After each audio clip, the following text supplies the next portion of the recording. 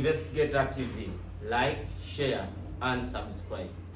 It is the midweek special edition with or featuring a special guest, Zena, the poet. The poet. Yes, we have a lot to give you in this edition. Kama ulidetuli nao mgeni wafo wenjawulo ajja kuba atuulira yani mu maaso awo naye nga katusooke tweyanjule nja kutandikira wa mukulu Stanley Ndugu Ndawula, the investigator as usual, the gun that fire. Not the one for hire unit, not that in something of the economy. Nera nga bulijjo. Good evening, afternoon, good morning, depending on where you are. When you got a pesa, put it, subscribe, share, like, and give us that feedback if you don't mind. Agamba Zena the poet. Ali muzuri. Ali muzuri. Nze nakanwaji Zena oba Zena the poet. Ndi mukyala Muganda era nedirenga lensamba. Ati erochichi. Akabiro ndirengesa. Omubala kali kutanga masinikire ne kusamba. Ndi muwandiisi w'obutabo. Okay. But basically in poetry. But I also recently, 2 years back, I started writing biographies for high profile people or anyone that wants to do a biography. High profile. Ngambye whoever wants to do a biography. High profile. Not really. I just wanted to use the word maybe profile. Manyi n'oluzungu lwange nalwo lutono nnyo. Wandibwa mutuufu kuba n'abakola biographies zaabwe. Tebabeera bantu ba bulijjo. They are not ordinary people. So I'm a ghost writer. Yes. Omanyi mu Africa ekintu ky'okuwandiika abantu tebakitwala nnyo ng'ekyamaanyi. So me, by the time someone comes up and says I want to put my story into a writing, I don't take you as someone who is ordinary. That's why I keep referring them to high profile people, not the profile of a minister, but in the head. It means all your 5 senses are connected and they are working as one. Okay. Yeah, then you think about sharing your story with the world and maybe the generations to come. Yeah, so I also work with one of the media houses as a human resource manager. Oh, which one? Baba Media House. Baba Media. So you want in Tinda, then Jjunju. Baba is a big brand. Yeah, sure. We have a radio and a TV station. So I'm also into farming. Basically, that's all I do. Gambe oli mukyala Muganda. Oli bwakubuusabuusa Obuganda asobola kusaawa. Bw'omubuusabuusa Obuganda oteeka mu bangala. Tolina gy'oteeka sigala mu Buganda lwaki ongoba. Kale, you're welcome. Ye twabadde n'egundi Mulangira Jjuko Joseph. N'agamba abantu abali mu Buganda be bantu abakola Buganda era be bantu ba Kabaka. Irrespective of where you came from, as you are one of those bandos. Nenga mazimo obyantu ngamo. Lwaki mwagala nnyo okumbuusabuusa? Kati gwe bw'ova wano n'ogenda mu America ofuuka muzungu oba osigala oli Munnayuganda. Naye osigala oli Munnayuganda era origin ne bwengenda mu America mbeera mba kooki eri mu ddwaniro. Exactly. So that is our surprise guest, our special guest Zena Nakanwat Owengabi. Daniel Znabonkutajali, the Prince of Journalism of Twala Maso, ku show ya fwe olwaleero. Tujja kutandika on a sad note. Tugambe nti kitalo. Oda kitalo. Mama waffe Namasole. Aba Namasole. Nedda. Future Namasole. That's it. Yogera omuntu afudde.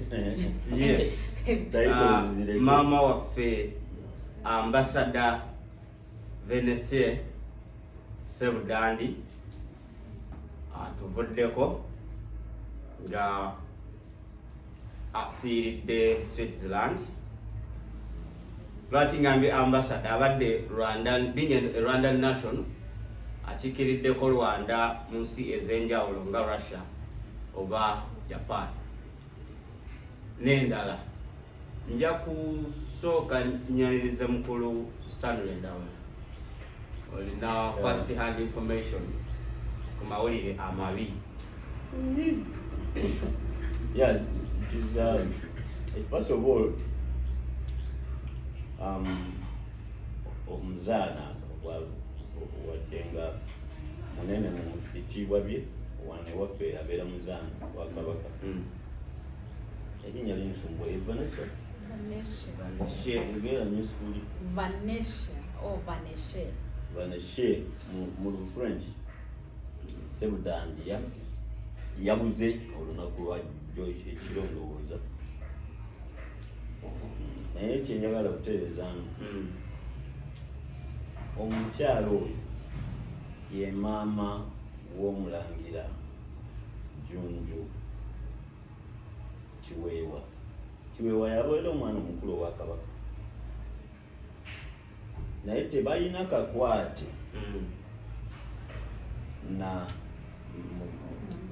na Edith byanyima kubanga nkirabye ku Bundu, nkirabye ku mikutu mingi nga bagamba afaanana byanyima.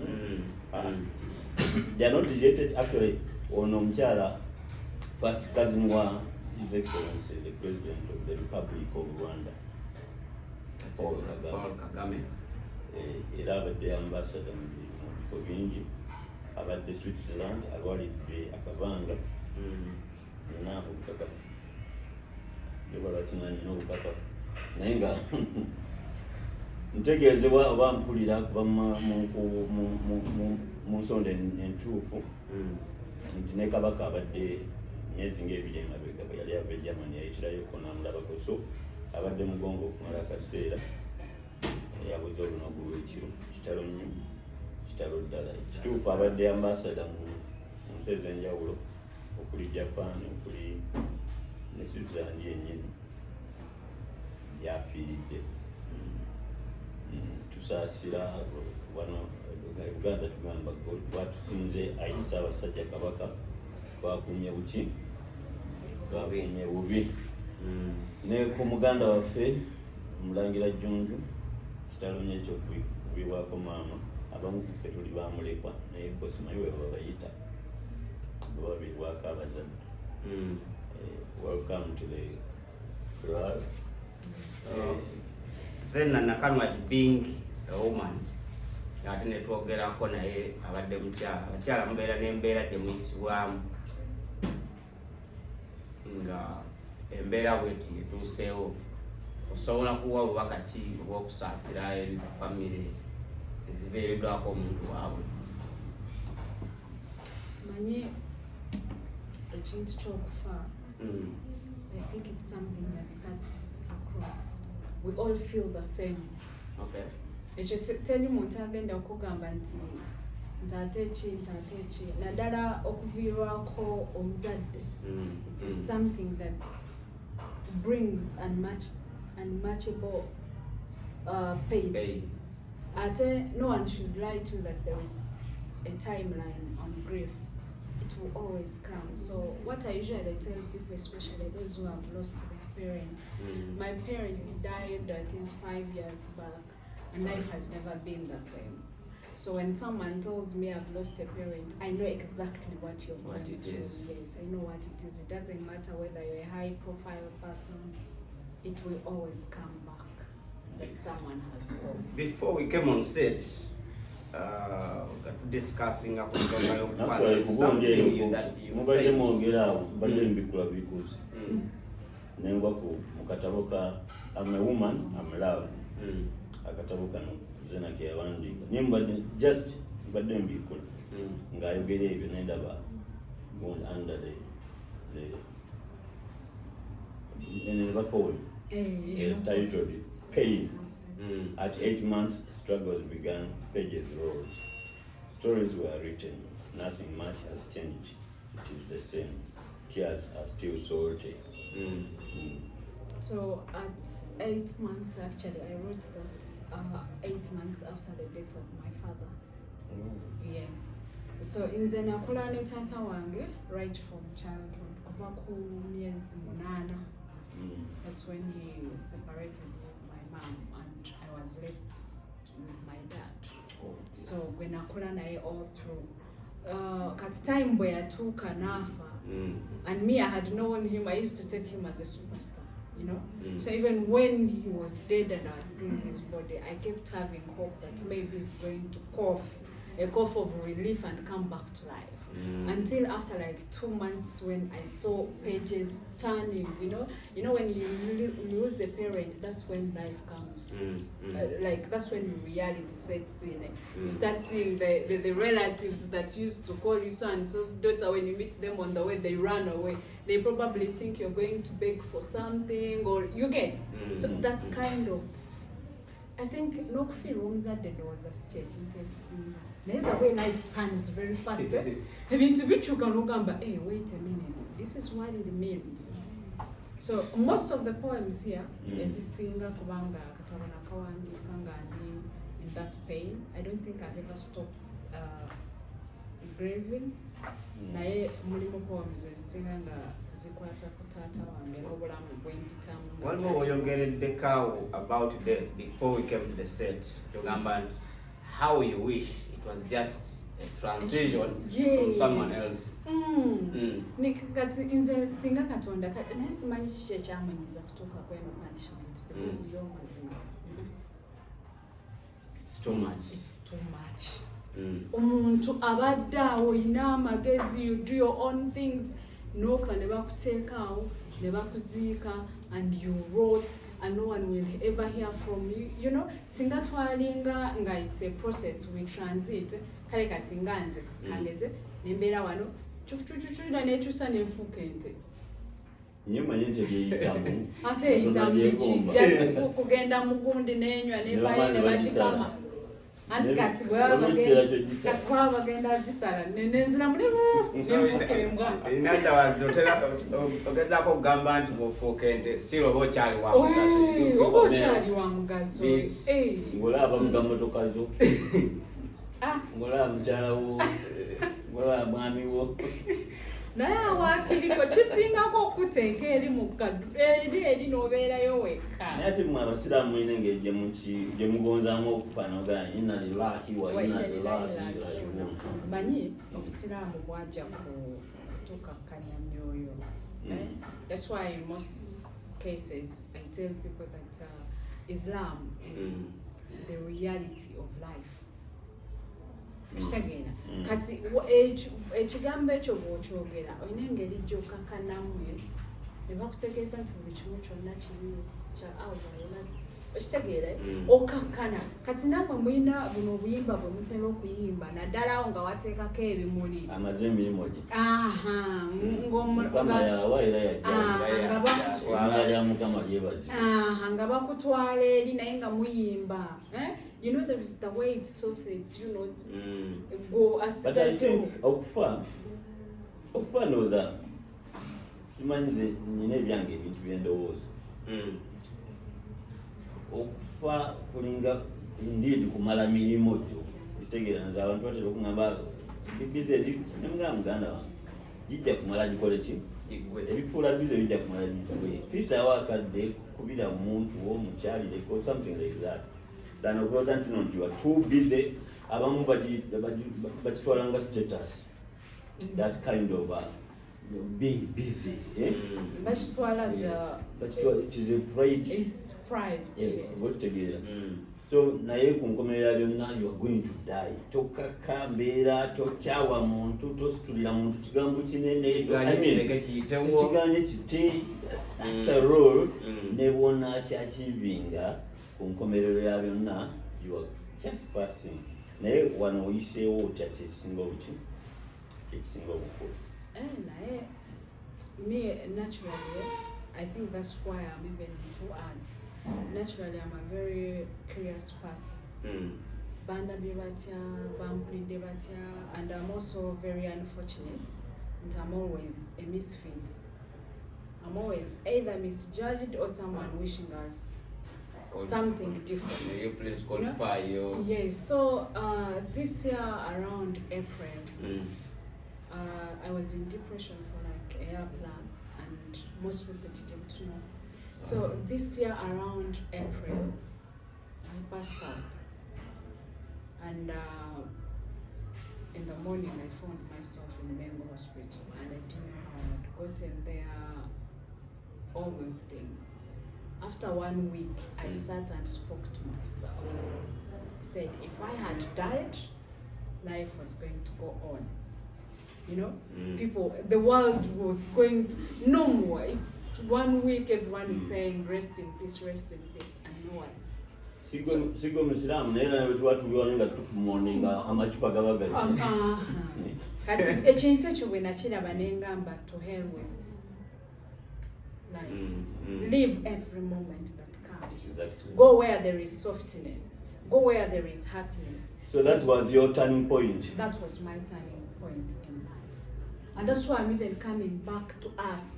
Because it's the only thing that can listen to what you want to speak without judging you, without anything. Then now, that is the reality. Live every moment. Banga, look at we shall never sit like this. We shall never have this moment again. Yeah. You say, what's again? Never wanga le myaka 10. Atera tusobola kutegeera kinajjanja jjona kuwuliddeko awo ng'ogamba nti no one is tall enough. Naye kiki tomorrow. Yeah, you can't. Gwasoma ennyo kiki ekyanyiza Katonda kutuuka kutuwa kino ekibonerezo kyamaanyi nnyo ekyokufa. Don't you see? Gwe kennyini bw'akamala okutuzaamu amaanyi, okufa is part of, it is one of our roles, it is our obligation to die. So it's also part of life, I should say. Kubanga twawadde wano ejjo neguunika atugamba nti mu Lwenda waliwo mu Uganda yonna nga muli 1,600,000. Otegere kati tuli obukaddaana. Ntegereka abantu buli lunaku wategedde okukola ki? Ensi erina okweyoza. Otegere bano abasajja batuli mu gundi abo ba Bill Gates betuwalana nze nganze bawalana. Naye nabo kyebakola kati batunuulira Uganda oba Africa mu myaka ameka asatu nga nabo bagenda dda kati obulaba batuteekamu bukiipu bamanye bawe baba basindikira siriimu yalema okukola okubafuna obulungi. Immunity system yammwe yali so what ne babaleeteramu BGMOs balina okubakontrolinga. Okitegeera kakati ensi ogyabira ku Katonda bo bagiraba scientific. Okitegeera nti tetuyinza kukkiriza Uganda kubeera na bukadde 10. Kitegeerekeka ne bakuteekamu bukiipu kati bukiipu obujja kuba busobola okubamanyisa nti nno nti gwe senyiga akutta oli gundi kijja mukola bwekiti ne balaba emmere gye bakuyisaamu okukola ki. So ensi erina babeerawo nga banyumunguza mu ki mu nsi abo ba scientists. Naye bwe tudda mu bintu by'omwoyo nze ndowooza it is about you putting it, believing that you will have to go. Ojja kuyimirira abagamba nazina bulungi azina amala n'akola ki. Omuntu ojja kuyingira owulire nga gye twabadde mu kugulawo gundi. I did even some pot of wine marathon wano ekyanja eyamugana ng'ebisensa. We had fun. Go game mazima. We had what? Fun. Afrigo ne tukubira their capacity. Let's take it. But that moment went. Nebo nyumiro chino kola chi. So even with life, however sweet it is, however sad it is, chimara ne chikola chi. Namukwano bali mugamba yakagamba kotakagala. Ulikasera mugamba agenda nangamba kino kola kino kiganya ne mugamba naye kimala ne kikola kyonna kiki kimala ne kigwa oba bulamu oba sanyu oba na kimala ne kola ki ne bigwa. No, you don't need to be worried about kijja kukola ki mu mbeera yonna. That's how I live. So tutandikidde, that was on a sad note. Twongera okusaasira bannaffe Banyarwanda, twongera okusaasira Obuganda wano in Uganda, n'ensi yonna, because having been an ambassador in many countries, she's been a global citizen. Chitalo. Going forward, Zena nawulidde kaawo nti olina kyopangapangaawo nkyewali packages nga talina kyapangapanga, alina kyateekateeka. Yes, Zena the poet in other voices. Zena nga tannagendeyo kyakubuuza watandika ddi okuwandiika? Because the love for writing ngirabira wano mu katabo nti to you, for us writers, if I can put myself among them, ne sentence ebbiri they make a story. So I see here poems of just one paragraph, 1-2 sentences. What inspired you into writing? One, it was the lifestyle I led as a child. Nakulanga ndi lonely child. Katinga newe man nina ebintu byenjagala communicating. In most cases I'm unable. So nentandika okubeera nga ndiwandiika wansi. Then I also used to read a lot. Kubanga bwe ntunulira back in my life, ndo okulaba so far abantu benakabeera nabo close bali bantu babiri. Omu yali my dad, bwe yatandika okubicomingako weak, he handed me over to his son. So nenkola a brother and a dad. In that situation, you don't have enough room to express yourself, you know? And they were very strict. I don't know whether it's culture or something, but there's the way they used to cage me. You don't go for parties, you don't go out to play with other kids, you don't go for funerals. It is school home, school home, school home. So slowly by slowly, I picked up the culture of reading. And when I was reading Alan Jerud's book. He's a comical poet. And he wrote and said, writers do not die, they leave their ghosts on bookshelves. So when I heard that, I said, oh, so if I write, I will live forever. Then he also wrote and said, I can trick death into thinking I am deep asleep and it bypasses me. You see, like simple statements, but when you think about them, they dig deep. So I started picking up, oh, if he has written about death in this interesting way, maybe I can also write about it. So I started picking up writing slowly by slowly. Jack Collins had 44 books, and I can tell you that I read all her books because she was my best writer. So every time I wanted to, it was always finding a book. I remember my father used to complain that I ask for much money when I'm going back to school and my brothers. And I was always having those novels, I had them under the desk, I'm reading. And I used to tell them my fantasy was to smoke. So they kept saying, yeah, why do you take so many books at school? Why are you always asking for money to buy novels? So I said, you know, there is another thing I like. If you can't buy for me the books, maybe you can be buying me cigarettes. So from that time, they were like, so every time I would ask for money to buy like a book, they would give it to me. And slowly by slowly, I kept improving. Then I met another wonderful guy, Yusuf Serukuma. That guy knows how to spice English in a very simple way. He wrote a poem, it was, do you remember?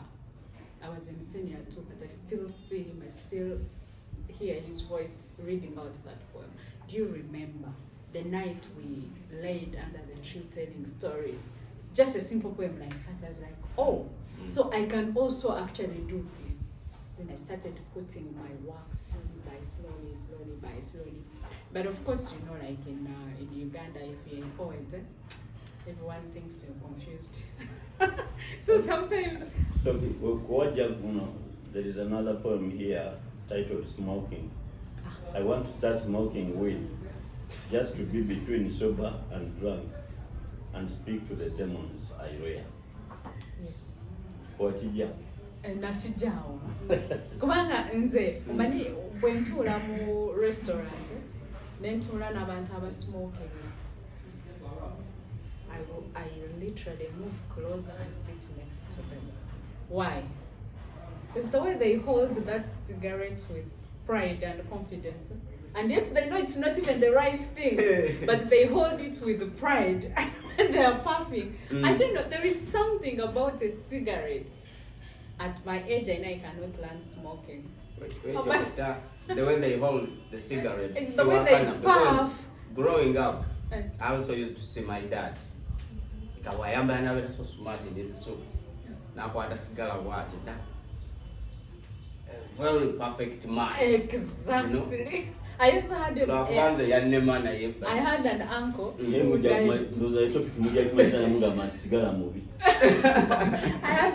who also used to smoke, and he was rich and very feared around.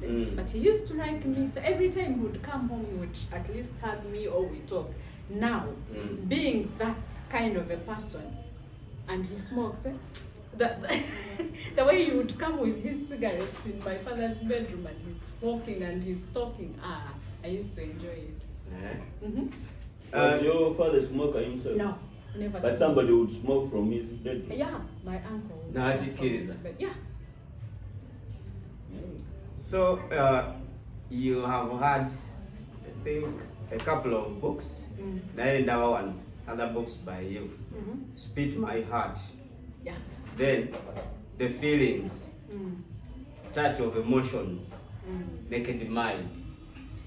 You know the message you guys have to see passing through. Spit My Heart. I want to have a singer. I was writing about a boyfriend. Naye bw'okasoma konna ogenda kulaba it was about death, but in a romantic way. I wrote Spit My Heart after losing my father, but I didn't want to spit my pain on people, so I had to wrap it. Do you know this statement where they say, if you can wrap your wounds in 2 laughter tools? So that's what I did in Spit My Heart, and it really sold. But people used to think it is an erotic book, because I got my father and put him in the picture of a boyfriend. Yes. I realized it was taking me so long to move on, so very long to cope up with life. So every morning I gave myself a task. Every morning I would wake up and talk to him. Tell him to touch me for the last time. Tell him to speak to me for the last time. That was your special dedication here to your father. To father. Too bad I can't find you anywhere, in anyone I meet. I miss you. So you got that attachment. My father was not. There's also a poem here where it says my father was not a man like other men. My father was. Let us read it. On which page? I don't remember the page, but it's there. Either it's in the book or in okay. So my father was a bit soft. He had too much love for us as his children. He didn't have money, but he gave us the little things we asked for. My father is someone who would come, whether he's doing what, he would stand up to hug you for a minute or two, and you speak as you're hugging him. So that such things, you would call him and feel someone is appreciative of your call, you know. Every little thing you did for him, he appreciated. So anyway, I don't want to go so much. So Zena the poet in other voices. So Zena the poet in other voices. You know, bagamba nti oyina okumanya kiki ky'oli. Kati nze nagenda okulaba nga I am so good at writing. but fairly good at performance. Naye ng'ate nina message gye nandyagadde okusendinga out. So nengamba, since I'm not good at performing, can I have the best performance in the country performing my work? Nensoka nemba approach nemba gamba, you know what, I really have good work. I would want someone who comes and takes it out. Nemba gamba, it's okay, Zena, we can do that for you. So I aligned around 22 points. Nemba wa work. Most of the work I gave them is not in the book. Yonana Juwan is afresh. But basically, Nawand is about the struggles of women. Nempandik about the struggles of men. That is about the upcoming event. Yes, the upcoming event. Ne writing about parenting and modernity. How parents have left their children in the hands of technology and everything. Nempandik about a man being neglected. Because for us socially, we think a man is a pillar of everything. So even when they need support, we don't think they really deserve it. So Nempandik about that. Nempandik about how the current generation is telling the young generation that they're the future of tomorrow, but we are using everything that they're supposed to use in the next generation the wrong way. So literally, we are not giving them a ground on which to stand to have a future. You know? Then of course, as a woman, you can go about love. So the performance is basically going to be about lifestyle. The things we go through daily. Yes. When is that going to be? It's going to be 11 December. It's not even a month. It is just tomorrow. Yeah, it's just tomorrow. Katineno event na nabadde njagala kusendinga message out. Kubanga we mbagambye nze I'm a misfit, and that's one thing I have now accepted. Recently I sat down and said, this is who I am. Njagala the parents and whoever is watching to let their children find pleasure in what excites them. What do you mean by that? Poetry or art comes from a place of shame. Benzijana nengamba I'm a poet, umuntu agamba, gwenga wasaniridde enviira ate. Ba poets tebatera kukola bwe bati. Gwenga tonywa mwenge. Ba poets okitegeera. That kind of shame keeps pushing some of us away from art, and yet that's where we find our life. So njagala sending a message out to let parents, let their children be what they want to be and be what they can be. Yes. Ninga kirabamu engeri Kati ya edda bwe wagambanga nti njagala kubeera muyimbi nga buli omu alowooza n'essaawa za kakati abantu balowooza buli muyimbi muyaabi because of the life they live, but which is not true. Okay, when we get to add pagana na parida about Abarasta. Please, Abarasta Marok now. To me, I believe I'm a Rasta. At heart, when I got to know what they stand for, simply be good. When I read Japan, Buddha. Byonna byetwamala lunaku 8 nga ndina mubo abo bennyini ab'okuntiko balimu bali bamaliriza mwaka basiibula omukulu waabwe ow'okuntiko so twamala nabo ebbanga naye mu byonna bye nayigamu mwalimu ekigambo kimu, everyone can go to heaven. The key to heaven is be good. Just be good. Kati yego ndiye message y'abashi abarasta njibalabamu tebagingama naye njibalabamu otegeera nti omurasta ojja mukuba olyagameko emwana otegeera afugamba talina kintu kigenda mukola ki, talina kintu kigenda muleetera mbeera ekuddiza otegeera. So abantu abamu obundi abantu abamu tubalaba olw'okuba nti netubajajinga nze up to now nkyayina okuwakana nti gondi lake duba yalitanywanja tegere nkyayina nkyabonaabona n'omutwe gwange okuba nga kikkiriza tegere when they wrote it somewhere yali takola tanywanjaga kuba kyatuyingira muki kati abayimbi naddala wano Uganda bo bagenda ne bakoppa abazaire ne bakoppa abakongo abakyabo otegera bo ne bongerako emize egyabo kuba honestly simanyi kati simanyi zino empale zebambala zibuuza ezo simanyi gye bakikopa kuba zine mu nsi ez'ebweru sibalaba abambala niwe ne Uganda bayambala n'asusa zino zemwambala ezilifu ezo damage olina olabire ddala nga naye ate noonoonya mu nsi zaabali gye bakoppa nga tulaba bakisusa bwe batyo. So I think wano we abuse other people's cultures. Tetwasula yaffe ne tugezaako okukopeeza abalala ate nazo ne tuzabuzinga. That is what I think nti twetaaga okwogera n'abaana bano otegere twetaaga okwogera ne societies communities zaffe but you say their mindset about what and you're already doing it because bw'ogamba nti no nti omuyimbi si muyaaye nga ddala tulaba toli muki muyaaye poetry simbi nga ddala tulabira ddala nti ogijjemu byogijjamu otegera it has made you meet people even me ndoza twasingana because of poetry otegera abantu bo meetings mu bulamu because of poetry and so many people are looking up to you abaana abawala abaana balenzi abavubuka they are looking up to you for who you are, for what you have stood for, and what has made you partly or majority, because who you are is because of poetry.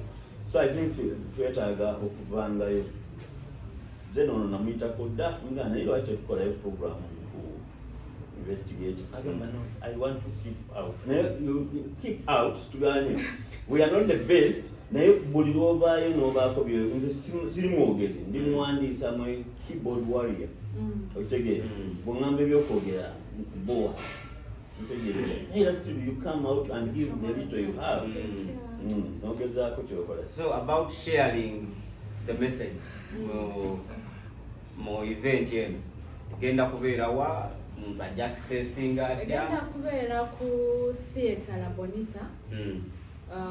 Tickets twataddeko za mirundi ebiri. Okay. Twataddeko ordinary ya mitwalo ebiri netuteekako ne VIP ya mitwalo 10. Tickets ezimu tujja kuba nga tuzitundira wano omwami yanzikiriza yatuwa tujja kutundirako tickets then awalala wonna tugenda kuba nga tucommunicatinga ne ku theatre La Bonita wanyini tugenda teekako tugenda kuteekako tickets. So mu bufunze omanyi tunyumiza ebintu bingi. I know, right? Naye ku gundi eno kiwemu like a minute or two onyonyola abantu why you chose to come up with this event. I mean the journey to this event na biki bye tusuubira things like that. Then nawaawo tugenda okutundira tickets oba osobola otuwe contacts zo oba eza management something like that. Never poets abenjawulo abamu ku abo bo assemblies. Nina kakati coming out with the event nga bwe nkugambye I have too much work that I can't let out in performance. But also I believe that there's someone out there who is better than me that can bring out my message. So Dengamba, if I am to do this one man's show, I'll not bring it out the way I want. Because my power is in writing, it's not in performance, although I perform. So when naliko Lusaka, nendaba how people perform. And I was really impressed. Remember, if you bring this in Uganda, it would inspire the children, it would bring a difference. Never poets, at least bread for Christmas. You know, we do too much, but we don't earn from our art. So Nenamba Kanjileta, and she take a theatre La Bonita, which is accessible. for everyone. Ate by the way chenerabiddwa okubagamba nti ne zino poems ezisinga nafunyeyo ba translators. Ezimu bagenda kuzijja mu Luzungu baziteeke mu Luswayiri baziteeke mu Luganda. Waliwo omwami bamuyita Sebolle akola yeeyita Mutontome something like Mutontome wa something kigambo kinene kya Luganda. So ali mu translating poems za ezimu baziteeke mu Luganda. So that everyone benefits. Because I learned that what I write is reality. It is easily relatable. I use simple English and put it the best way someone can relate with it. So tugenda kusaba abalabi baffe aba the investigator. Tulinako abantu abo bangi naye kansokere ddala okwebaza Omulangira Nakibinge. Omulangira Nakibinge yatugulira ekyemisa twakiryawa. Nakibinge Fred Musange. Teyanza nnyo omwebala okuwagira yaya waliwo Muita Mumbejja Patience yavudde jo America Nadia ne banne from different countries batukyaliddeko wano saafunye lukusa kubogerako naye nga batukoze bulungi nnyo. So abantu abali ebweru tugenda kusobola kujja ku mukolo gwa Zena the Poet. Omulabi leero kamaze n'alabikako wano nja kumuzza ku topics endala because I know she's aware on many things. Blues tusobola okusenako byetusenako ate ffe twagala nnyo abantu abalina kye tubafunako obwereere. So tujja kusaba muntu yambe tugenda bawa enamba aba family ya The Investigator TV mutuyambe muguleyo ku butiketi tuleme kuswala muguleyo ku butiketi Mulangira Nakibinge toyanza nnyo n'abalala mumanyi mujja kugula Ate ono musajja wange aliwe ono atera okujja wano yani ono wa poliisi yasinga okwogera abamusajja wo bulijjo mwagala nnyo asinga okwogera amazima mu Uganda tera kusinga. That man was supposed to be a poet. Fred Fred waliwo obuntu bwe twali tunyuma ennaku ezo n'amugamba naye Fred lwaki tokola comedy. You know when at Yaya Fred is my great friend. Nti ne bwe twali mu biseera ebizibu wano ebya COVID biki bamuvunaananga mbu yankola ekyejo even Yaya is his place. Oba okitegeera naye twali tugezaako okulwana abaali balabyeko ku firimu eno gye bayita Hotel Rwanda. Naffe mu COVID twalinga Hotel Rwanda. Naye Fred anyumirwa nnyo bwe tubeera mu Yaya family nti asumulukuka jo twali tuli awo ng'akwata akawunga wakakasuka bwati kwegamba is really a good soul, a nice soul. Ate omuntu ng'amugamba lwaki tobeera comedian oba okitegeera wakizibu nnyo okubeera ne Fred ne mutaseka. Now I know he might come bintu by'abasirikale bisitigira era ku nkomerero omaliriza tomutegeeza ayinza okugamba nzija n'atajja naye nga nze kyemmanyi nti lazima ajja kugulirayo abantu nga bataano gundi ate kenkyogeza ajja kikola ajja bagulira tickets naawe kenyini nja kutwalayo ku ofiisi omulabeko akumobilizing poliisi eyo tulinayo mikwano gyaffe bangi ze poliisi awo mikwano gyange. So nga situnamaliriza enamba ogenda gituwa tuwe enamba eri 0785 0785 8000 kanana 63 kanana nkaga musatu 0785 8000 8000 63. Ogenda tuwayo akatabo kano bakayita I'm a woman, I'm love. Ogenda tuwayo poem ki mu katabo kano ekisinga okunyumira tugisomera abantu. Katabo ko kasente. Akatabo ka mitwalo 3.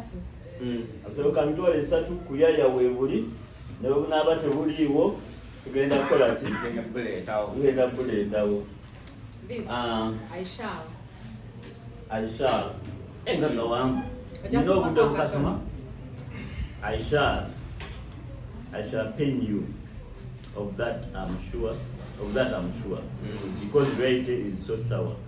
The news of my death hey, ho, shall aggressively provoke your sympathy, and place your tongue on concrete to speak kindly of me.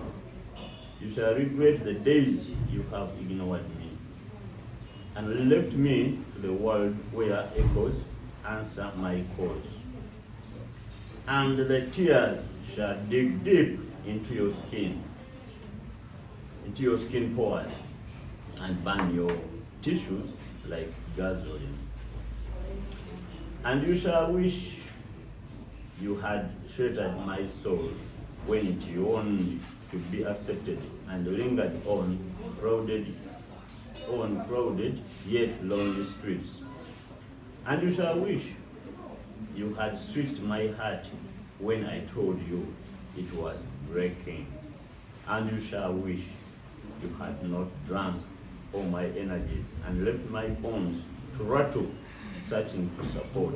You see, you shall wish you fed me when I told you I was starving, and striking my gums for saliva to quench afternoon thirst. You shall wish you had a lantern. Thank you so much. No bugambo obwo kama Vena. Amen.